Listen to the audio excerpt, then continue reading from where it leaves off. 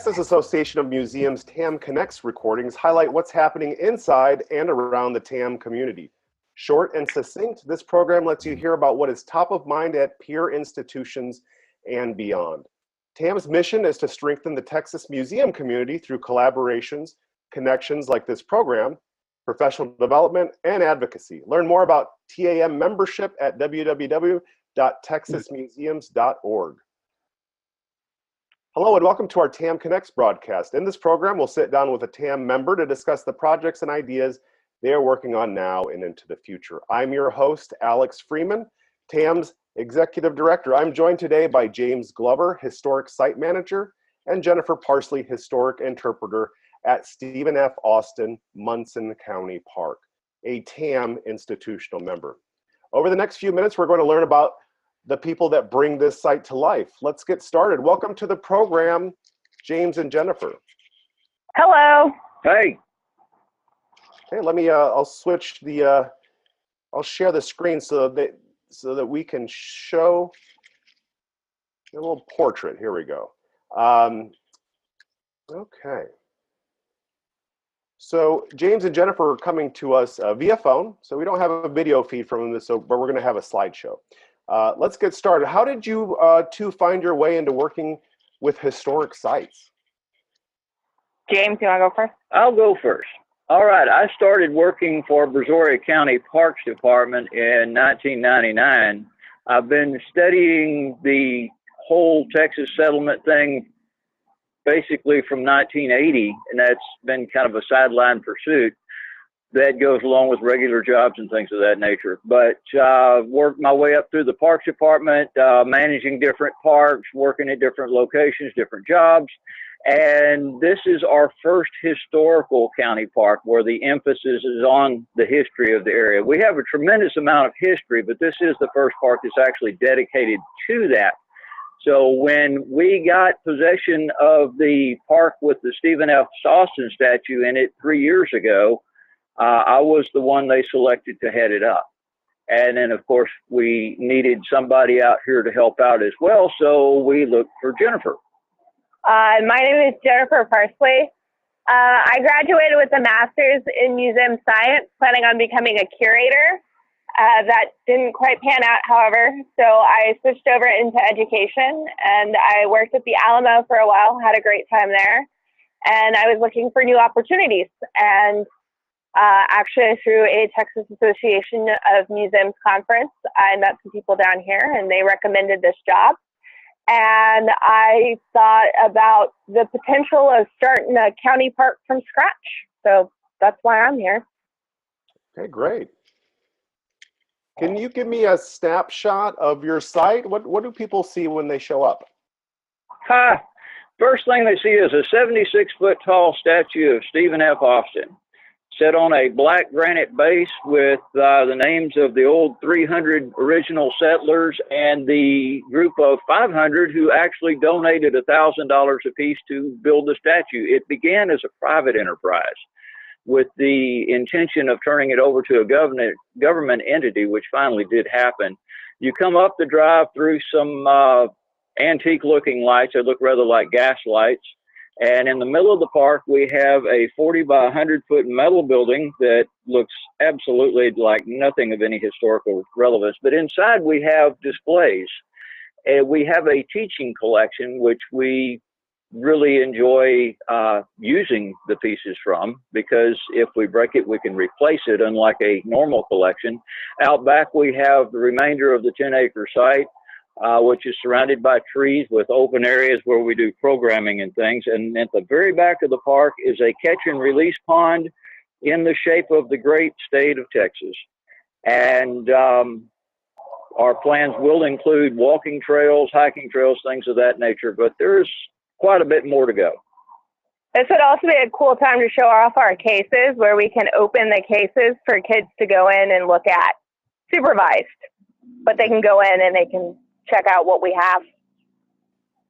Great. What is the favorite object in the collection? Your favorite object in the collection? Combined, our favorite is probably going to be the Texas Navy display because that is the most useful and interactive. We've got several things. It's really hard to pick a favorite, but that one is good because we're in the unique position of having the original home port of the Texas Navy in our county. And most people don't realize that, or the vital role that the Navy played during the Revolution and also during the Republic before it was moved to Galveston and afterwards. The beauty of it is that we can reach into the case and pull out an artifact, say a cutlass or a cannonball, and hand to one of the kids. Once you do that, they form a personal connection with history and they will never forget it. That, and we can talk to them about how to become pirates through a letter of marque and reprisal, and everyone loves pirates. The adults really like that one. Everyone wants to be a pirate. Yar. How do you go about interpreting your collection to visitors? Mostly through stories. We try to keep signage to a minimal, and we've been pretty successful so far. So when they come in, we explain an artifact or an item to them, and then we get into associated stories. A good example would be the ambassadors that were sent from Texas to the United States in the late fall, early winter of 1835. And by talking about them, we can talk about the individuals, about the gun running that's taking place, about the political things that are going on, and also about some private affairs such as the Austin-Wharton duel. And it's things that people don't generally know, and it really engages them. So stories are really the way that we like to do things because people can relate to stories. They don't have to remember dates and places, but they remember the storylines. And what's really fun is when we have kids or adults come back and they relate one of the stories we have told to someone else, and they bring it back to us and ask us to expand on it. That's one way we do it. Other ways we do things, we have field trips for school kids twice a year, where we bring them out for Austin's birthday, which is kind of requisite with a site like ours. And we have one for Texas Independence Day. And in both cases, we have a very organized situation with stations, interactive stations they can go to and view things. And it really works out, but we could not do it without some really wonderful volunteers.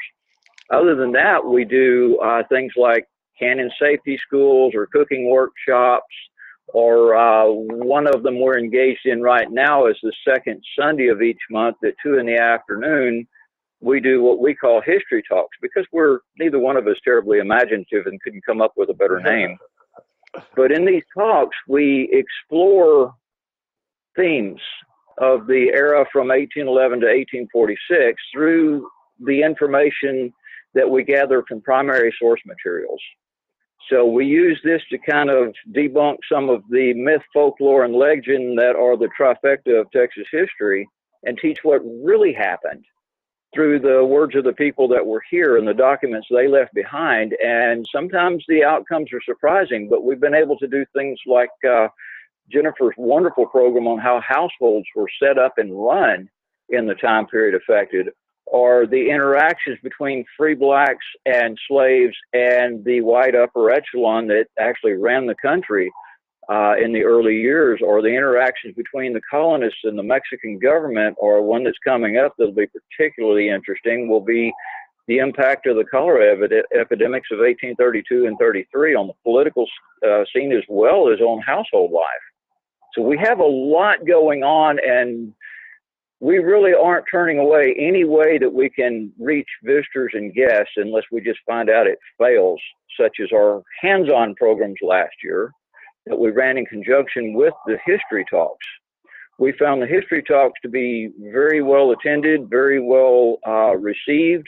People paid attention to them, came back and talked with us, and these are interactive, so it helps. And our hands-on programming, although it was pretty good, solid programming that I've seen work in other places, people just weren't that interested in it. So we've dropped most of the hands-on except for selected things, and we rely mostly on the history talks because we tell stories and people relate to stories. Okay, great. What are your future plans for the site? We're really excited. We are planning on building an 1820s home site out in the back. Everyone has this idea that Texas was Little House on the Prairie and they were all living in sod houses, and they weren't. So this year we are hoping to have a period workshop and a period kitchen going in. And hopefully within the next few years, we should also have a main house, and the main house will actually be of sawed and banded lumber. It won't be a log cabin. It will actually be a finished house, and some slave cabins out in the back. And with that, our programming opportunities expand tenfold. All of the things that we can do in those various spaces and spaces all together, it's going to be a lot of fun. We're excited. Okay, great. Just going to end the program with do you have any last thoughts for our listeners today? Well, I can share a story of one of my favorite interactions. Going back to that portrait that James was talking about the ambassadors. They were going up to raise funds for the Texas Revolution, but that's pretty hard to explain to an 8-year-old. So I ask 8-year-olds what you have to do to start a rebellion. And sometimes their parents aren't too pleased with this question. I was asking one kid specifically, and his great answer he came up with was hot dogs, because everyone gets hungry, a crowbar, because you got to break out of prison, but it can also be used as a weapon. So we were planning the Texas Revolution with hot dogs and crowbars, and that kid really enjoyed it. And it's kind of an example of how we try to get kids interested in history and engage with them in a way that they understand, that isn't too boring for them. Right. How about you, James? Any last thoughts? Yes, we believe that interaction is the key to getting people to connect with their history. And whether it's interaction through events and games that we have at a field trip, or the role playing and questions that take place when we do our history talks, or pulling someone aside and putting them in the shoes of the people who were here, we both agree that interaction is the way to make them connect, or to help them connect. And most people really seem to enjoy it, and that's what we hope to continue trying to do. Okay, thank you. Okay, to wrap up today's program, I want to thank James and Jennifer from Stephen F. Austin, Munson County Park on behalf of TAM. If you have any questions about what you heard today, or want to learn more about TAM membership, please reach out to me at alex@texasmuseums.org. Thank you all for joining us today. Goodbye. Bye, thanks.